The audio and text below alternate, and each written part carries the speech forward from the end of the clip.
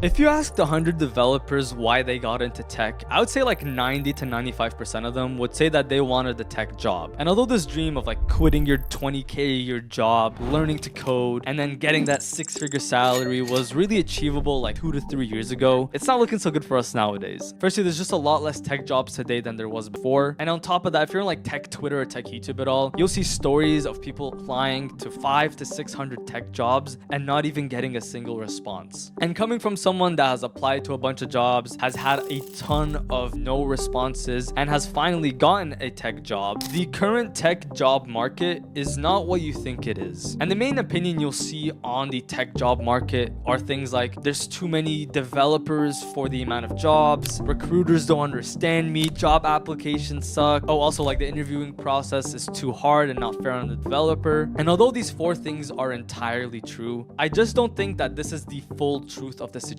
Like with that logic, that would mean that there is no entry-level developer jobs. And although the number of tech jobs and entry-level tech jobs is lower than it was before, they're still there. And I think the main reason why people can't find a tech job is that they're just like everyone else. A few months ago, I watched this video by Primogen, and he talked about how the current state of entry-level dev jobs simply comes down to developers not being able to stand out, and that there's too many developers just like each other. It feels like every developer is graduating from the exact same bootcamp, writing in the exact same language, learning the exact same framework, doing the exact same tutorial. Hell, they even have the exact same VS Code extension. And when there are hundreds of people applying to the same job, when you're the exact same, you're obviously not gonna get picked. And when I initially watched that video by Primogen, which is like a really good video, I'll leave it down below.